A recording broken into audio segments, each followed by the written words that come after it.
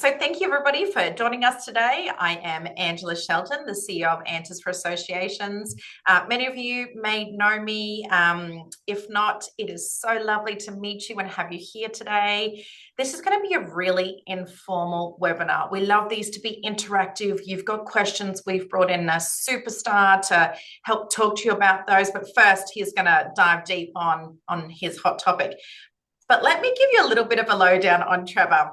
So Trevor is a veteran PR and communication strategist, speaker, and guide. He's a long-time blogger and podcaster and has written the ups and downs of social media since signing up for LinkedIn in 2005 and Twitter in 2007. So you could say he's an OG in the social world, because if you actually look up the date of those platforms when they were released publicly, he was there right from the beginning. He has also written 2 books, his latest being The Content Marketing for PR, and publishes a weekly Substack called Earn the Right. He also produces a podcast of the same name. I'm on that subscription, Substack, and it is good content. Now, I also have a couple of really interesting facts about Trevor that I can't help but want to share, right? So Trevor actually got to sit down and do a meet and greet with Mark Chopper Reed. Now, I don't know if any of you were into, what were the name of the series, Trevor, that they had, the TV series? Underbelly, probably. Around that time, yes. Oh, my husband loved these. So for any of you who know who that is, he actually got to sit down and interview him as part of a client interview. But I always love to share fun, crazy little facts. So Trevor, I'm going to hand it over to you. Everybody, if you have questions, please use the Q&A. We will make time at the end. Otherwise, Trevor, take us into today's hot topic.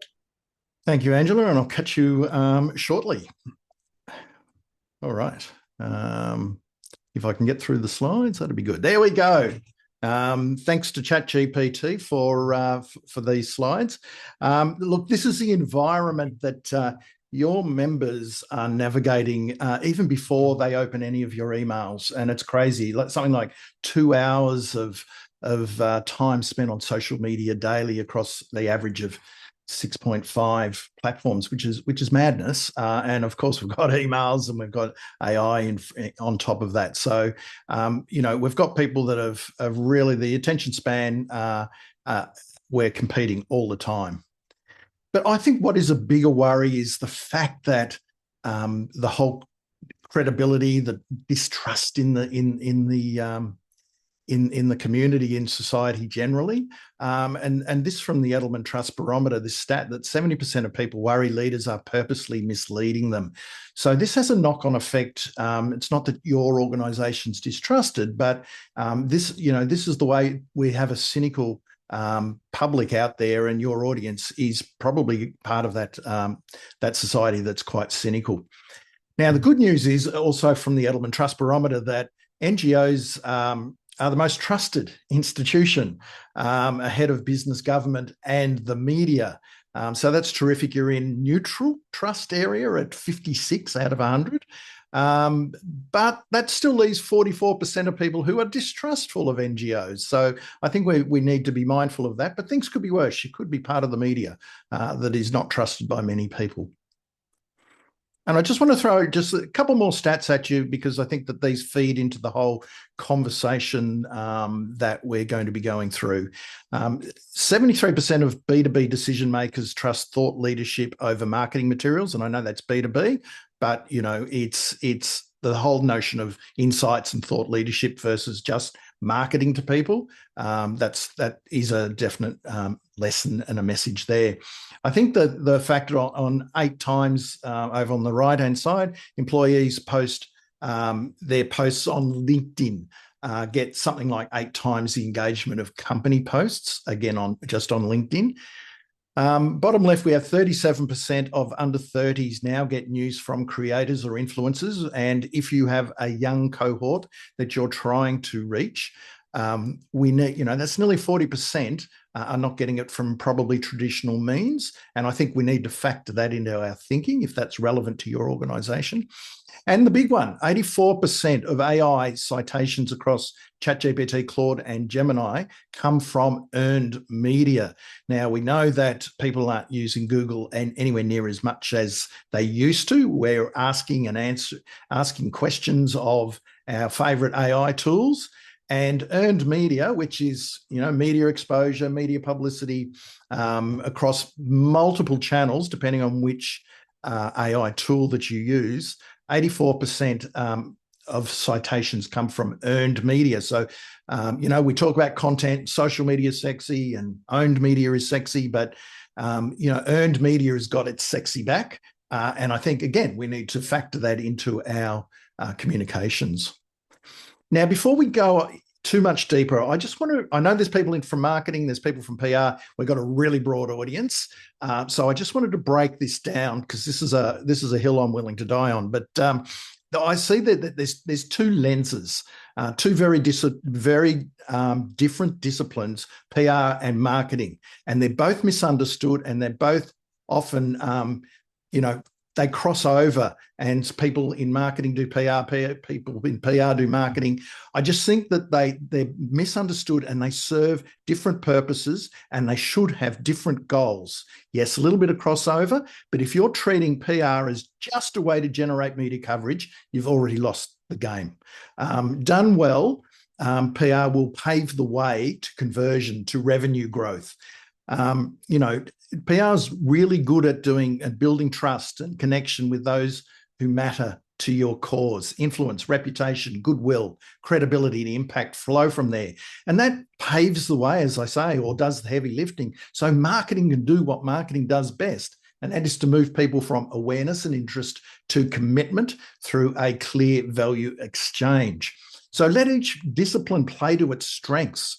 Don't expect PR to do marketing's job, and don't expect marketing activities to replace the work that PR does. They're complementary, but they should have their own separate goals.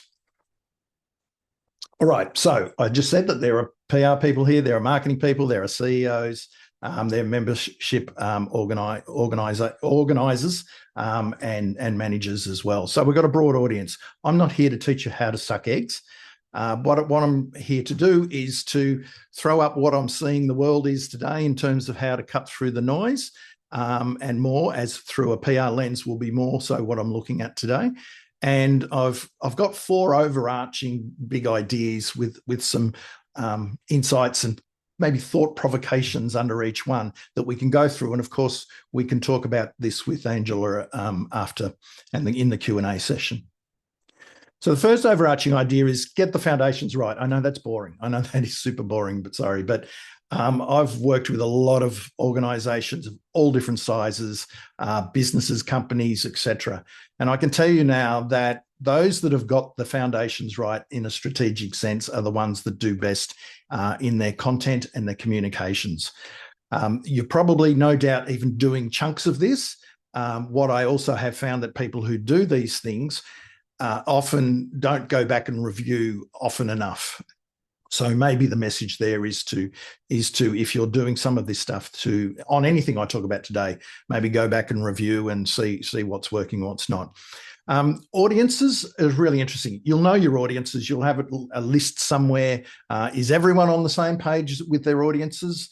Hopefully. Have you prioritized your audiences? Because particularly if you've got a small team, you can't do everything. So having A and B list audiences is really important. And really go deep, particularly on your A list. But when was the last time you surveyed or did an email survey of your audience or of your members? Now, sometimes, no doubt, you've done it just from an organizational point of view and what sort of services you can offer, et cetera, et cetera. But have you ever done it for content purposes, for communications purposes? What's the content? What sort of content and information do they want? How do they want it delivered? How often do they want it delivered? I did this once with a very big professional services association, and we got a good response, and it paved the way for us. It helped us develop our full content calendar for a full year. And we also added in some other formats that they hadn't been using. So just by doing that one exercise was so invaluable. Just that one thing changed the ball game for us. The influencer map, again, this is something that PR people tend to look at.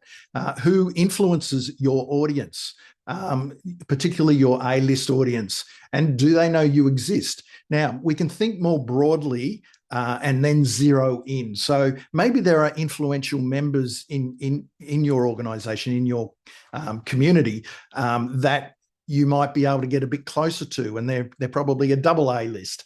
Maybe there's LinkedIn voices who you've never spoken to. There's sector advocates you've never spoken to. Really map out your influences. And I'm not talking the great looking Instagram couple, doing Instagram reels from Bali. I'm not talking about that influencer. I'm talking about, people who influence your audience at a real grassroots level. And the message map. Again, you'll probably have key messages tucked away somewhere. Hopefully everyone's singing from the same hymn sheet. What I've found when I do workshops with people on their messages is they make it about them and they're the organization, and they sort of go into broadcast mode. I still see that too often. Your message isn't what you say, it's what your audience repeats. So have a go at mapping your messaging by decision or action first. What do you need each audience to do, to believe, or change? And I'll just scatter out some examples as we go, just quick hit examples. But I like what the American Booksellers Association are doing. They've got 126 years of credibility in the bank, helping indie bookstores thrive since 1900. And you can see their messaging there, if you go onto their website, is very sharp, and it's public facing, and there's a clear audience and there's purpose. So all their messaging is very good on their homepage. But the thing that I really like about them that I do not see often is that they articulate the downstream impact. And you can see that towards the end. In turn, our members support local schools through fairs, etc. They add character to neighbourhoods, and we feel honoured to support them in their work. I think that's, you can really get a feel for they know who they are, what they stand for, but also what their members stand for as well. And I think that's just a tiny little lesson in that one. All right, switch on editorial creator mode. We all hear about content marketing. We're all contented out. I like to take an editorial view on things, and I think particularly as AI proliferates, content now is pretty much the same. No matter what channel you're on, you're seeing very similar content across the board in a sea of sameness. I think having editorial mindset is a great way to start differentiating what you produce and put out there. And when I say think editorial, I'm talking about having a point of view on what matters to your audience and the discipline to publish around it consistently. So this is about reporting on others more than yourself. Curating news, providing member updates, becoming an informational source, an indispensable informational resource for your members. And that's a clear one, that rather than always say, this is what we're doing, this is what we're doing, this is what we're doing, flip it and turn it around. Think more like a publisher than a broadcaster. Level 2, if we were gamifying this, is the destination show.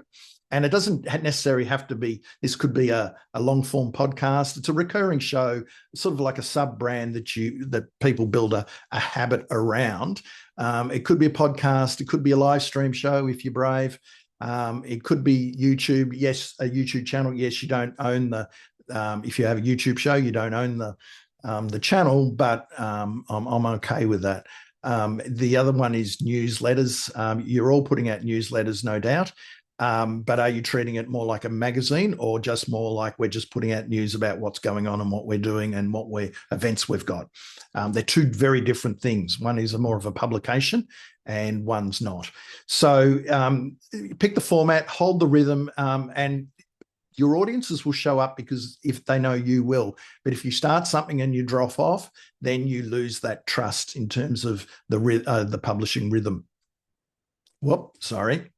And the third level is premium signature content. You may be doing this. Some of you might be. And this is quarterly or annually reports, surveys, white papers, short-run podcast series. I know are a very effective content format. Bigger in ambition, more chunky in terms of the quality of the content, but they're also narrower in focus and also help generate earned media. And importantly, they also get cited if they're very public as well. So I'll show you an example of that in a tick, but just a couple of examples of organizational different types of content when you're looking at the Association for Coaching. Now, this is a habit, not a campaign. They've been going for 6 years with their podcast, 296 episodes. That's the sort of thing that cuts through over a period of time. Now, they're doing it weekly. You don't have to do a podcast weekly, but if you commit to it, it's going to work over the long period of time. As I did research for this, I found a lot of people, a lot of organizations start and finish. And they weren't short-run podcasts. They were podcasts that start with a flurry of enthusiasm. You can tell businesses do this all the time. And then they disappear after 2 or 3 or 4 or 5, 6 episodes. You're better not to do it than to start and not continue. You'd hope that the Chartered Institute of Public Relations, this is the UK, a UK organisation, you'd hope that they'd get it right. And they do. They've got, what is essentially a blog. Let's be fair. It's called Influence, so they've got a sub-brand for it. They've turned it into an online publication. It's an online magazine. You can see how they've categorised all their content. You can see how they've got member exclusives. So I like the idea of setting some content free and then putting some behind the member paywall. I think that that's quite effective. And what I like about what these guys do is that they leverage their members' expertise. So a lot of the articles are written by members, and not just members, but other people within the industry who aren't members. I mean, I've had articles up in Influence magazine, and I'm not a member. So, you don't have to write everything yourself. You can tackle something this big, and your role then is more editorial, as in you're an editor and a curator of content, rather than trying to write all of it, which I know is an issue for a lot of organisations. And when I was talking about premium signature content, here's a great example. This is the National Independent Venue Association in the US, and they've created an economic research study of the independent live sector last year. And it's meaty. It's got a lot going for it. And, they leave you under no misapprehension about what they're all about and the work they've done on this document. Now, you put out documents like this, reports like this, and you get almost, 6 to 12 months worth of content out. You can slice it and dice it in many ways. You can bring it to life across multiple formats. It can generate earned media for you. It can get you on stages where you can present, and you do it once, and you can then atomize it is the word, or repurpose it in so many different ways. But the main thing is it helps influence the sector that you're in. So own the data, own the conversation, very important. And if you can do that, some of you might be doing it. Some of you may have thought about doing it. It might be not relevant for some of you as well. Lead with people, not logos. And this is more from the leadership point of view. And I'll say that point of view. Too many associations, organisations and businesses, a lot of people in leadership. And look, it's terrific. We've got some leaders here. So I believe that there's a few CEOs in the audience. So good for being here, because I think that you obviously understand the need to communicate. There are a lot of leaders who are happy just to go with the flow and just put out the same old press releases. I don't believe in that anymore. It doesn't cut through. If you put out a press release that says, "We welcome the minister's announcement," that's not a point of view. Your point of view is, here, this is what this means for our members, and is it enough? Be stronger with your perspective, with your point of view, with your leaders. It might not just be the CEO. You might have other leaders within your organization who are out talking. It doesn't matter whether it's talking to media, whether it's a blog post, whether it's on Instagram, or whether you're talking from the stage. The same thing is, have a point of view that cuts through. Forget the jargon, forget the press release material that doesn't cut through. And stories, not statements. When you're leading with purpose, you talk stories. People embrace stories. Again, this is an editorial mindset. Stories, explanations, insights, ideas, have some conviction and enthusiasm. This is why video is very good. This is why podcasts are very good, because you can't hide behind the written word. We hear the enthusiasm in your voice. We hear the commitment, the conviction. That's why I like leaders of my companies that I deal with on video. And the best evidence is already in your membership. So use your member stories as well. We'll get into that in a tick. But I think that's very important. Who are the leaders in your within your membership that you can tap if needed? And show up before you're needed. Not all of you are in industries where there's massive issues and crises around the corner, and needing key announcements all the time. But you never know. I mean, we live in a world where crises and issues can pop up really quickly, unexpectedly sometimes. And we know with crisis management, it's all in the planning and understanding what's around the corner. But if you show up before you're needed, as a leader, that's when you're in the best nick. So if you're advising your leadership, this is a reason to get them out there, because familiarity builds trust. And that's something that a crisis statement can never do. And when you are showing up, let your personality shine. I'll show you an example of what that looks like. So Dr. Victoria Hills, with a lot of letters after her name. I don't know how she can just fits that on her LinkedIn headline. She's the chief executive of the Chartered Institute of Building, based in the UK. For starters, she's got a good following, 14,500 followers on LinkedIn. She's active on LinkedIn. You can tell from her, she's jammed a lot of stuff there in her LinkedIn headline, but you can tell she's got a little bit of personality. And I think, we don't want to look the same as everyone else. We want to have a bit of personality with our leaders. But this is what I like what she does. You could say she's a roving reporter of her own work. And there's a lot of posts that she does like this. And it's great evidence of the access she's got, the events she turns up to, the relationships she's got and building, basically the humanity of how she runs her professional life. She's always, as I say, reporting. She's always taking selfies. She's taking photos of everyone else in the room. It's good for the members to know that she's out there and pressing the flesh, etc. What she probably could do a little bit more, and she does a lot of this, by the way. What she could do is a little bit more of is maybe some things that were discussed at events or key insights she could extrapolate out on. Maybe she does in other forums, but because she's out and about, we get to see it. She's demonstrating she's out and about and doing things and talking on behalf of the organisation.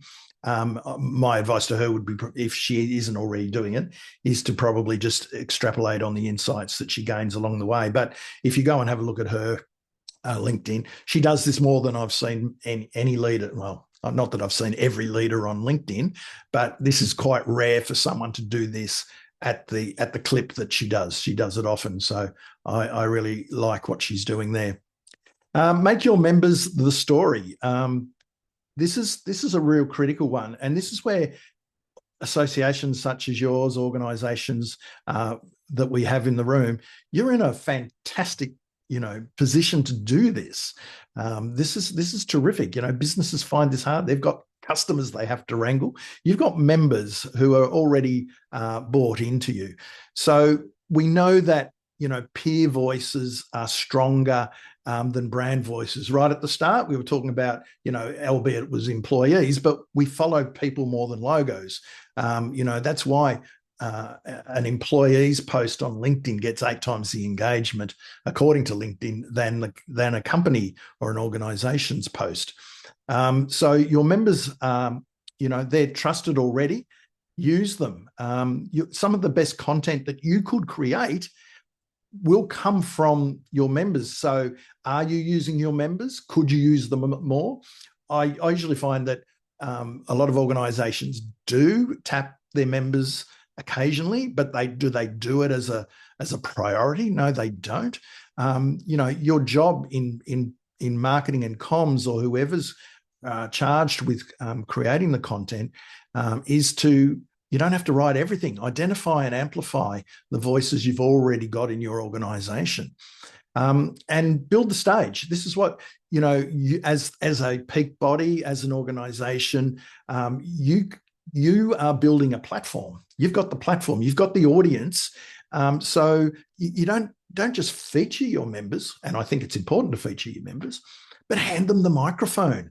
What does that mean? Well, maybe they can do an opinion piece on your blog or newsletter. Maybe they can take over Instagram for a day. I remember Barack Obama once did that. He handed over the Instagram to someone, which was a very bold move. To see a US president do that. Can't see the existing president handing over his Instagram account. And maybe, if you have a podcast, maybe you bring in some of your members to host it. So yes, shine spotlight on them, but can you share the platform with them a lot more? I think the CPA do this pretty well. I've always liked what the CPA do across multiple channels, but they're on TikTok. They're on a lot of channels, but TikTok is really important for them. And they're always interviewing their people. They're making it very personality driven, and they've got a good following on there. So have a look at what the CPA are doing. I think it's a good indication there of that's the right move. And we go back to the NIVA, the National Independent Venue Association. And so they've created that beautiful report that the survey, and built it into a report, and got a lot of traction with that. But it's not sure they want to put it out there and promote it and broadcast it and get it in the right hands. Absolutely do that. But where I think they're smart is that they've created an advocacy toolkit, and they're equipping their members to tell the story on their organization's behalf. So whether you want to, post social media, so give them the graphics, allow them to download pre-made social tiles that others can share on your behalf, but take it deeper. Everything I talk about today, you can take whatever you're doing now, you can go deeper. You can be more creative. You can be more expansive in your thinking. And this is a great example, get people to present a data slide presentation. So give them the tools to do that. Encourage them to host a community event where they can talk about these statistics. Write a state of live op-ed. Again, giving them the toolkit and the wherewithal and the encouragement to tell the story on the organization's behalf. Very powerful, very, very powerful. So I'll finish up here with information. When information is a utility, it's ubiquitous. It's not a word I usually try and say in a presentation, but I've got it right. When information is ubiquitous and it is seen as utility, as it is today, particularly when we're dominated by AI, insight becomes the premium asset. Insight. What are the insights that you can develop and articulate and share with your audience, and how can you give them the tools and the wherewithal and the encouragement to share those insights with others? So that's me. And Angela, I'll hand it over to you. Thank you. Thank you. I'm going to stop the share. That was brilliant. Now, I've actually compiled some of the questions that have been submitted as part of the registration because, as we said earlier, this is such a broad topic. So we thought we'll spend some time. Let's go through those questions. If any of you have just listened to that and gone, whoa, I've got more questions, drop them into the chat so that we can get Trevor's take on them. First one, though, Trevor, we were speaking about when we caught up last week. This is a personal one from me.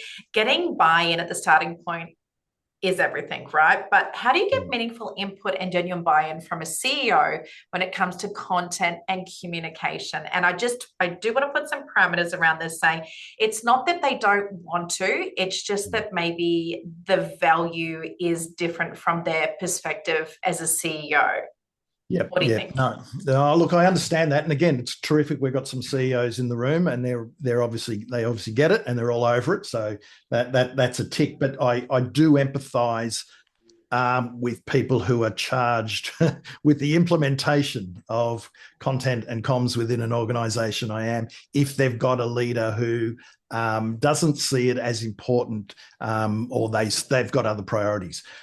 They might not see it as it's not important, but they've just got other priorities. They don't prioritize communicating with their audience. And I'm pretty strong that if, as a leader, you have to do that, but that's just me.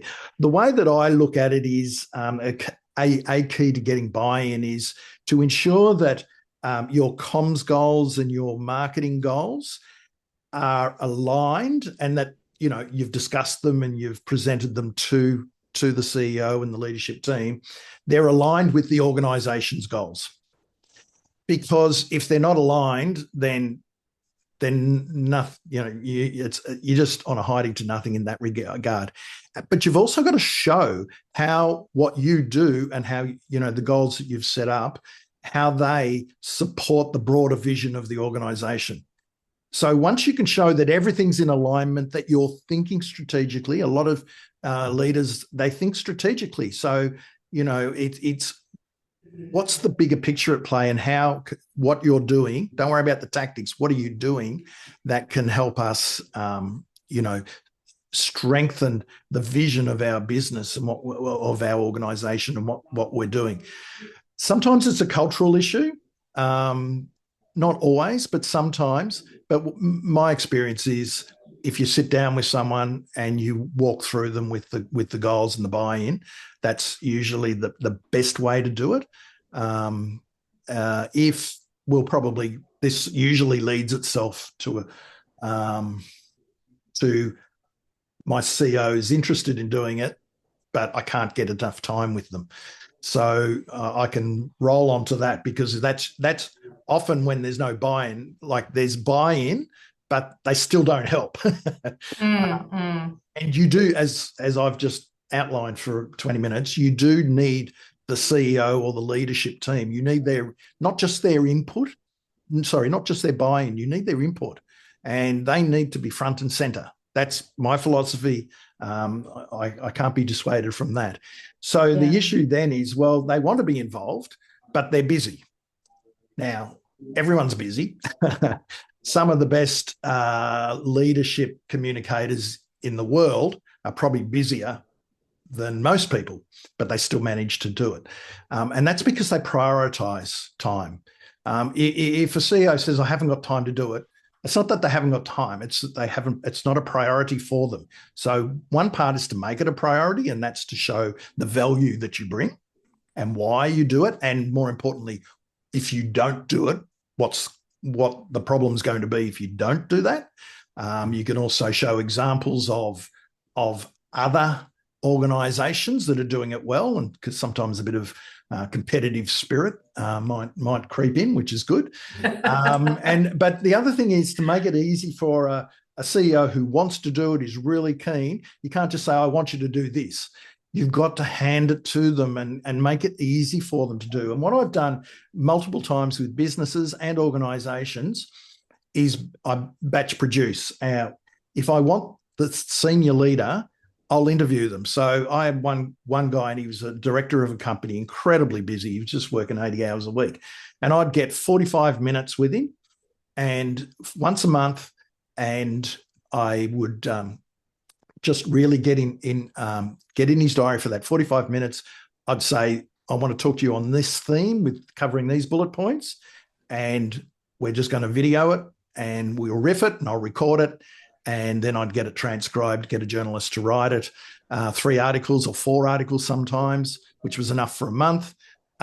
Sometimes we used the video and I could chop them down into little bite-sized chunks and put them out on social media.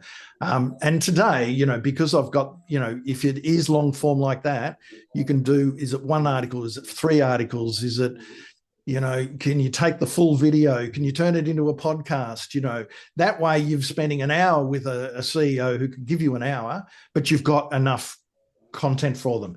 The key is to be prepared and to know what you want them to talk about.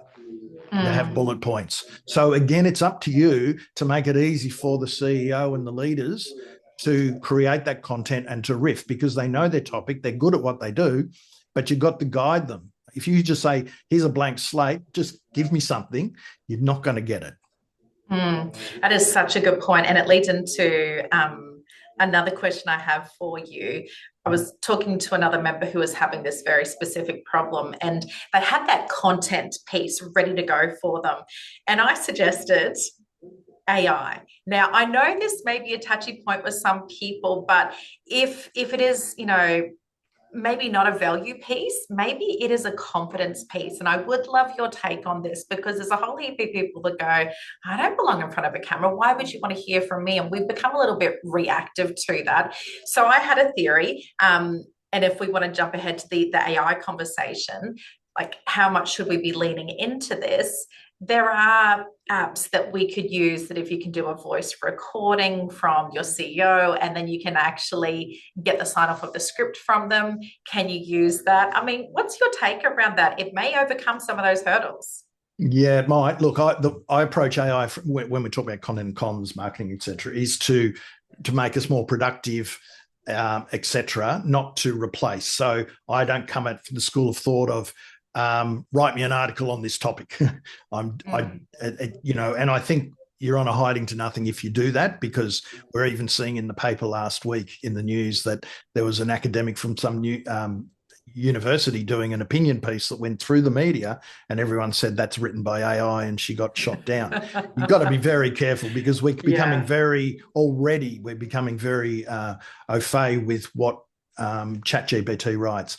That doesn't mean you can't use it to go deeper, to use AI to brainstorm the ideas and to get the talking points, etc., like that. If you're going to do it as a video script, that's a lot easier. If you've already got the material and you've got the articles, and you can we want to say this, some leaders and CEOs would rather do it off a script. And then you just have a little teleprompt on the phone or whatever. That's all doable today. The other thing is, the good thing with AI is that if you've got long form content, you can chop it down using AI, whether it's video or whether you're just putting in a long form, 2,000 word article and you're turning it into 5 or 6 different, social media posts. So I like it from a repurposing point of view. Yeah. I'm a bit betwixt and between on the faking your voice. I know it's getting better. I'd probably wait till it gets a little bit better. But a friend of mine who's a best-selling author, and he did an audio book and he lost his voice halfway through. And he used AI to narrate the rest of it. And he was very happy with it. And he's a little bit anti-AI, but he had to do it. And it was really good. But he acknowledged that half of this is done by, I think part of it is the acknowledgement that it is. Yes. I know someone, I don't know them personally, but I know that they create a video avatar of themselves, and it just looks, it's pretty good, but it looks 10 to 20% off. I probably wouldn't do that at this point. But I'd be all over it. I'd be looking at it. I'd be staying in touch with it. I'd use it certainly to be more productive, to get more done. As a complete replacement, I'm not at that level yet that I want. I still want humanity. In fact, I think about over-indexing on humanity. Yeah, I mean, and that's a fair take, and that's what we talk about a lot, is that you need the human element behind everything that you do. It was just more thinking for those people who are not yet ready to jump over the hurdle, but that's some really good pieces to think about there. Hey, can we jump into talking about different audiences? You covered this, but A few people mentioned a challenge around reaching younger members. Yep. Is this a content problem? Is it a channel problem? Or is it something else entirely different? I think it's a bit of everything. It's a bit of all of it. If you've got a younger cohort that you need to reach, and you haven't got content specifically aimed at them, which means your established members, it's not right for them, but specifically aimed at that audience, then you risk being seen as you're dismissing them.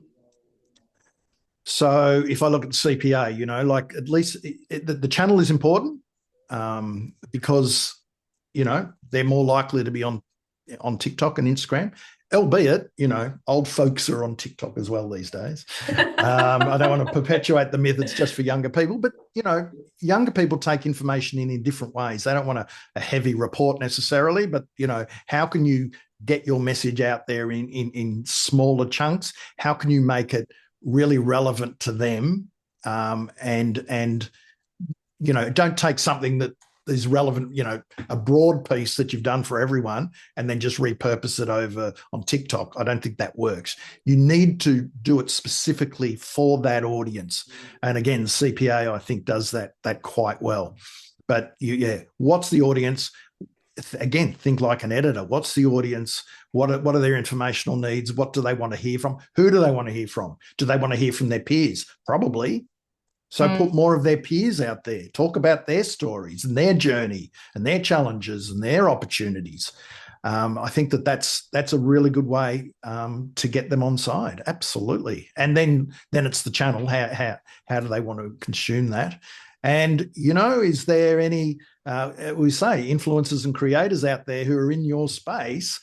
Do you collaborate with them if they're appealing to your audience? So there are different ways of doing it. But yes, look at them as a cohort. I'd be looking at, when I said mapping your audiences, I mean map them. Don't just have a mass of, these are our members. Your members are probably made up about four or five different avatars. Yeah, they are. And I suppose a lot of that we have covered off too is the mapping, the member journey through our events. So if you actually take that out broader across the whole business, yes, it's a really nice tie-in, because when you're talking more broadly about the business, eventually it does trickle down to the events and, the member rejoin. So it makes sense to have that as a much bigger picture. Everything needs to be aligned. Absolutely. And that's where marketing and the PR work together, Yeah, so true. Together. Hey, I've just had Alex jump in. She wants to expand more on the question that we started with, following on from your question of how do you balance the CEO who wants the association to be seen as the authority on the matter, but also won't engage with media or put out a strong message? It's a tricky angle. That is really tricky. Look, as a fail-safe, is there someone else in the organisation who can talk for them? I truly don't get it if a CEO won't do it. I don't understand that, because that's not leadership. But if there's a genuine reason why they don't, okay, I'll take that as read. Then who's do I see? Who's an expert that can talk on that issue? Now, maybe there is someone more qualified within the organisation to talk on that issue. Maybe it's a prominent member and you bring them into the fold and say, you're the best in this space. Can we work with you to talk to the media? Can we work with you to be our spokesperson? That's all doable. But you've got to make sure that the CEO does not want to do it, and for the right reasons. And if there's someone who's going to be better, well, work with them. Now, hopefully they're in the organisation. If not, go outside and get one of your, every industry association has established people within their membership that they can bring on board who would love to be spokespeople for it. You've just got to, again, let go. And that's something that I find sometimes leadership teams find a bit hard, is to let go. But it's the most powerful. Yeah, but why do it all when you have people there willing and capable to step in? I think that then diverges into the member value piece is that your members are genuinely very interested in your association. Otherwise, they wouldn't be a member, right? So when you start acknowledging those things and you bring them in as a volunteer, it's very empowering. It becomes an influencer, right? Like you've got an easy channel to access right there. So I know we're close to time. Can I ask one last question, which I know loads of people are really interested in, is the podcast piece. Nearly every association now has a podcast, but like my own podcast, it's, you know, it's on and off again. We get busy and we want to make sure it's relevant. So if we were to look at using podcasts in a way that could save us time, tapping into the AI world, I would love to talk more with you about that, because we were talking about the example of Google Notebook LM. Tell us more. Yeah, look, I mean, personally, it can be done. So Google, notebooklm.com, I think is the URL. You can feed it an article or a report, or you can do a riff and just riff on a topic and hand it, upload it, and it will create two talking avatars who will discuss that content and the topic and your take on it. So it's like these two third parties sitting back listening and talking about it. I actually did it as a bit of fun for this. I just put my presentation up, and they grasped from that, and they talk with each other about it and have a bit of a laugh and carry on. Look, is it as good as? It's pretty good. It's pretty good, but is it as good as having genuine people, real people? No. The human element. But as an add-on, you might have an interview with someone and then put it through Notebook LM to discuss and to recap the key points of that conversation. And you got 2 episodes. You got one as a follow-up that people will get the key messages out of it, whereas they can also listen to the main flow of one. So you can get 2 for the price of 1. I prefer it that way. But it's amazing technology. Like it's really, really good. So slice and dice what we have access to. But I think the takeaway from this discussion is keep the human element behind everything that we do. Look to leverage your team within. Look for those supporters amongst your member network, right? Like who could be the influencers, who has the knowledge. If the CEO doesn't have time or the value doesn't align, there are other options internally. Would I say they are some really good takeaways from today's session? They're all good. Yep. Yeah. And they're all pretty spot on. And there's so many more, right? Well, it is about, because it's so busy, it's because everyone's doing the same stuff, because people are ticking boxes and churning stuff out. You've got to look at that over there and come back to what really works, and stories work, and tapping members work, and making it about your audience works, and adding humanity and using AI to be better at doing everything, not to replace everything. All of that. It's kind of going back to what social media was back in 2007. Yeah, it was real. It was the humanity side of things. And I think don't try and compete for attention with everyone else. Know what you're all about. Get your strategic foundations right. And that way you're focused. You're not trying to do everything. That is amazing. Trevor, thank you so much for today.